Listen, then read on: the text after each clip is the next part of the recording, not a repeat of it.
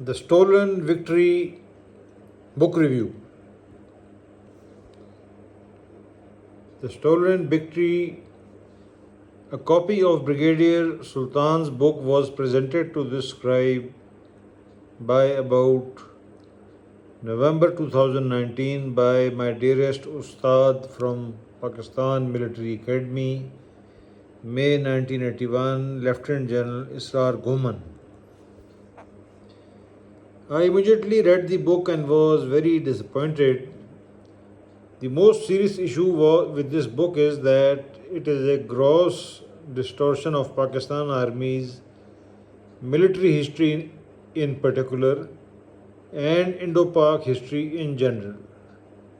Brigadier Sultan, severely handicapped by a very myopic worldview, massively distorts history. The dangerous part is that Sultan's distortions lead layman readers to dangerously fallacious and misleading conclusions. Part 1. Commando Operations Indian Held Kashmir 1964-65. This part contains massive exaggerations which are not substantiated by any published account in Pakistan or India. On page 19, Sultan makes a totally false claim that Akhtar Hussain Malik was commissioned in 1934, whereas Akhtar Hussain, as per records, was commissioned from the ranks on 1st June 1941. You can see from the Indian Army list here very clearly that Akhtar Hussain Malik was commissioned on 1st June 1941, A.H. Malik, as is clearly written here, 14th, 16th Punjab Regiment. Indian Army list, absolutely no doubt about it. Kalsiyan raid. Sultan's claims about this raid are contradicted by the official history of the AK Regiment, Volume 2. Sultan claimed that he was in command of Kalsiyan raid and that Major Khalil Mirza, who Sultan most snidely demoted to captain rank, was his second in command.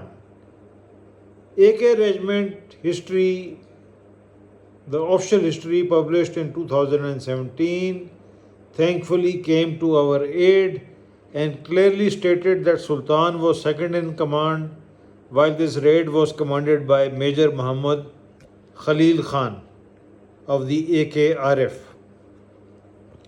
This scribe was unable to confirm AK Regiment's claim that during this raid, 58 8 Kumaon soldiers were killed in this raid. However, Sultan's claim that he was commanding this raid and Khalil was his number 2 from the start of Sultan's book makes his historical reliability or credibility dubious. Sultan's second claim, in which he apparently was awarded a Sitara Jurat pertaining to the raid on Indian supply dump, is also contradicted by AK Regiment history, which clearly stated that Major Khalil was commanding this raid and Captain Sultan was his number 2. This is the history of Azad Kashmir Regiment, the official history, volume 2, published by the AK Regiment Center, an official version. On page 70, Sultan modifies geography and takes Bareilly from east of Gujarat to west of Gujarat. As you can see, Bareilly was east of Gujarat. But Sultan in his book wrongly claimed that Bareilly was west of Gujarat. As you can see, Bareilly is here. In discussing 1965 war, Sultan hoodwinks the fact that his battalion's most serious lapse of not following Major General Akhtar Hussain Malik's orders and simply bypassing Burjal delayed Operation Grand Slam by almost 24 hours. Part 2, the East Pakistan 1971 War. Sultan starts with a quote from the book Top Brass by Brigadier Sodhi of Indian Army. This quote is to say the least historically inaccurate, biased, and senseless. Quote Sodhi says, India did not win the war, Pakistan lost it by default. A few more officers and units like 31 Baluch, and the outcome could have been different. Unquote. Sultan, in other words, by quoting this, is implying that Pakistan Army battalions which fought the 71 war were inferior to 31 Baluch or perhaps not as good. He conveniently hoodwinks the fact that 31 Baluch fought the 1971 war in a remote backwater and never faced the far more serious odds that many other Pakistan Army battalions in the Eastern Theatre of War faced, comparing his own battalion 31 Baluch and placing it on a higher pedestal than other battalions is not only intellectual dishonesty but gross distortion of history.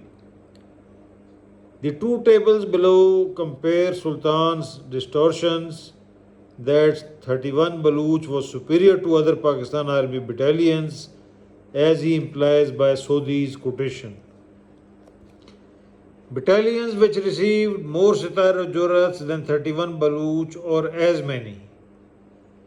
31 Baluch Regiment, 5 Sitar Jurats, 18 Punjab Regiment, 8 Sitar Jurats, with finest operational record in East Pakistan, dislocating complete Indian Corps equilibrium and dislocating a corps commander who later sadly became the Indian Army Chief, Raina. A very, very bad choice. 3rd Punjab Regiment got 6 Sitara Jurats and also awarded an Hilal Jurat. 41 Baluch Regiment, newly raised regiment, got 5 Sitara Jurats, one of the most newly raised battalions.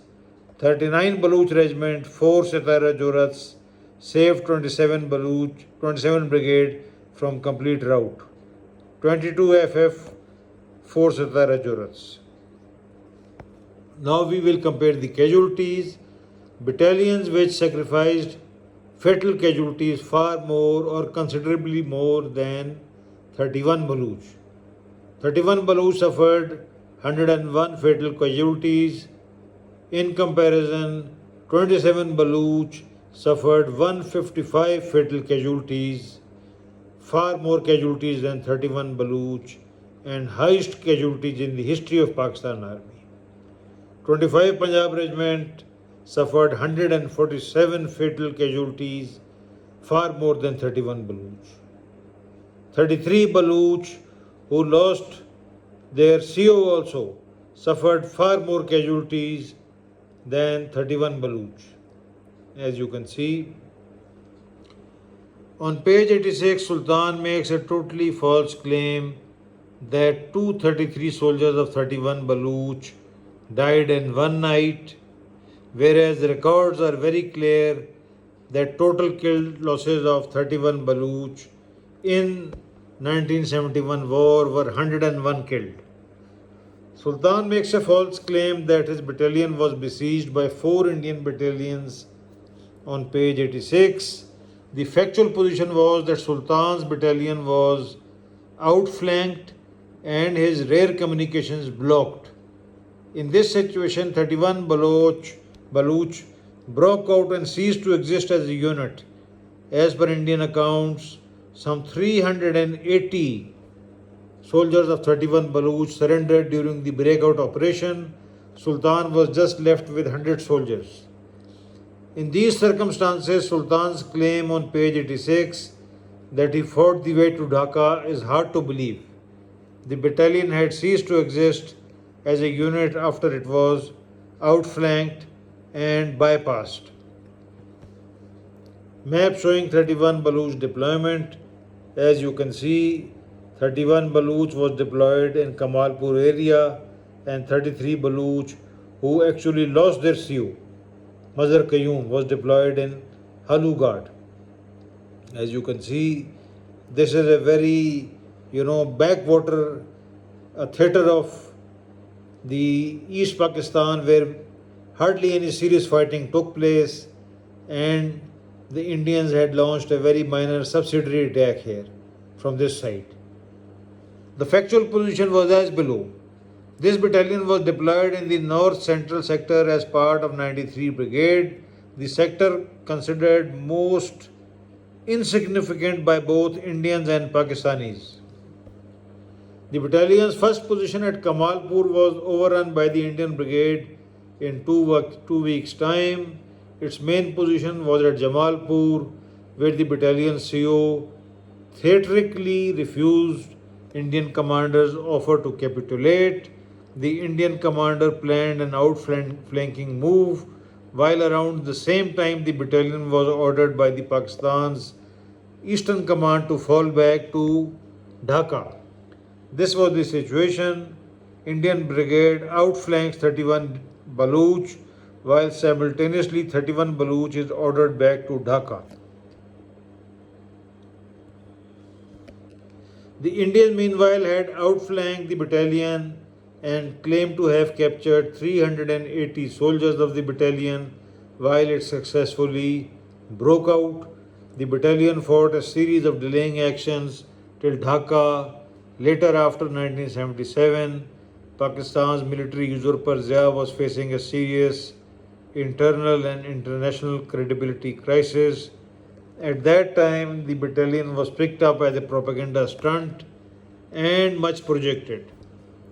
Although other battalions like 33 Baluch suffered far more fatal casualties and won as many SJs and lost their commanding officer also. But these battalions were, totally ignored. During the Zia martial law regime, when Pakistan Army's 1971 official history was written, 31 Baluch was much projected, while many other battalions who fought as well or even better like 18 Punjab and 33 Baluch were not given the recognition that they deserved. I met General Shaukat Raza various times and I asked him this question, and he frankly told me that he wrote what he was told to write. I asked him why he omitted General Tajamul Hussain Malik's 205 Brigade Battle 4FF. He said, I was told to write that you have to give 31 Baluch special priority. This is Shaukat Raza, the official historian. Naturally, Tajamul was involved in a coup against Zia, and nobody was interested in even mentioning the name of Tajamul. Sultan's analysis is superficial. Sultan passes judgments with a stroke of his pen without seriously analyzing the historic background of any event. Like on page 99, he delivers a Solomonic judgment that President Yahya did not wish to vacate his seat and manipulated an impasse. Sultan's naivete is shocking coming from a man who reached brigadier rank. Sultan forgets and ignores the fact that Pakistan's founding fathers tempered Bengali majority in 1916 and reduced it from 52 to 40%. Sultan ignores the fact that no elections based on adult franchise were held for 23 years after the creation of Pakistan. He simply delivers a judgment placing General Yahya Khan's sincerity in complete doubt. False claim regarding Mujib's behavior when arrested on pages 101 and 102. Sultan claims that Sheikh Mujib was begging for his life when arrested on 24th March 1971. This scribe interviewed Brigadier Zadeh Khan, the officer who actually arrested Mujib, and Zadeh Khan described Mujib's arrest as below.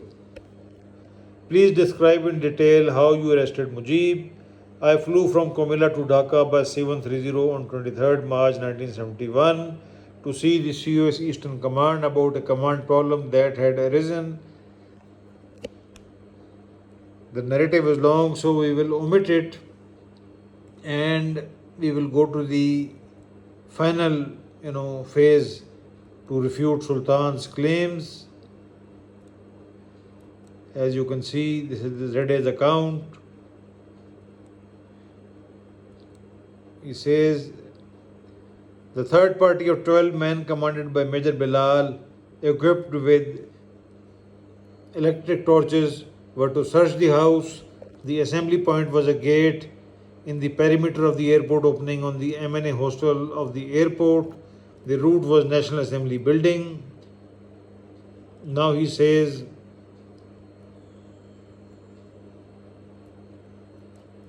as you can see, the narrative is very long, but we will go as Zed describes. It was pitch dark. The house search party entered the house. A guard, Mujib, was escorted out with a soldier walking by his side.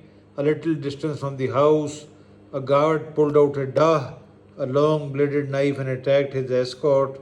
The escort behind the guard shot him but did not kill him. On the ground floor, no one was found. On the first floor, all the rooms were vacant. One room was locked and sound could be heard that indicated people were in the room. I told Major Bilal to have the door broken down and went downstairs to check if Captain Saeed had arrived and if any crowd had formed. Captain Saeed had brought the vehicles, but they were badly stuck in the narrow lane. As you can see, the Reddy's account is very long. And he says, I was certain that Mujib had not been killed. I ran upstairs and there I found a very shaken Sheikh Mujib. I asked him to accompany me and he asked to be allowed to say goodbye to his family, which I allowed. He went into the room where the family had locked itself and came out quickly. I later learned that from the veranda of one of the rooms, a shot had been fired at our men. In retaliation, a grenade had been thrown and a burst from SMG had been fired. After the firing, Sheikh Mujib asked that if he surrendered, he should not be killed, and after getting an assurance, he came out and was arrested. Brigadier Zade Khan does not exaggerate the facts like Sultan.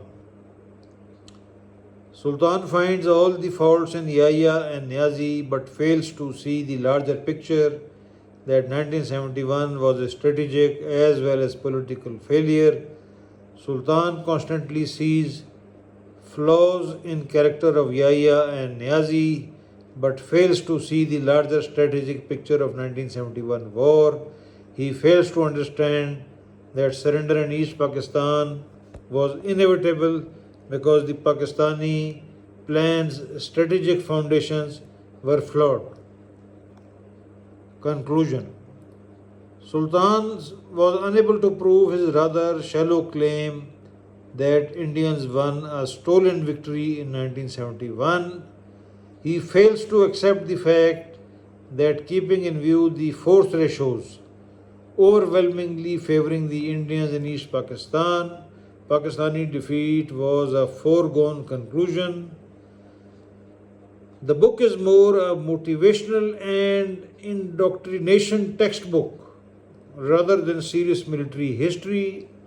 His overemphasis on 31 Baluch, which in the final analysis was routed and dispersed and with great difficulty withdrew to Dhaka, Baul, fails to make a point that the battalion was successful at all.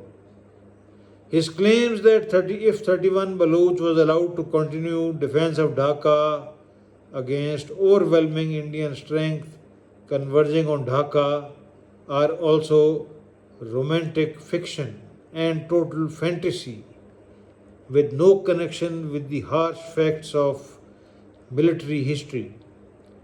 Above all, Sultan's myopic understanding of the political situation and ignorance of political alienation of Bengalis with West Pakistan is the weakest part of his book. written some 40 years after 1971 war and lavishly illustrated and printed.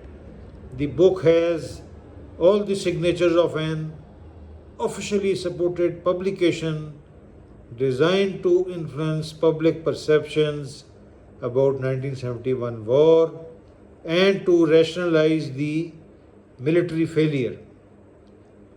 Sultan's false claims that the Hindus were always subjugated are also atrociously bad history because by 1759 Hindus were dominating India and Indian Muslims were only saved by the Afghan Ahmad Shah Abdali. They were a pathetic lot militarily. Again in 1803, Marathas were ruling Delhi and Muslims of Delhi were only saved by the British East India Company, the knight in shining armor.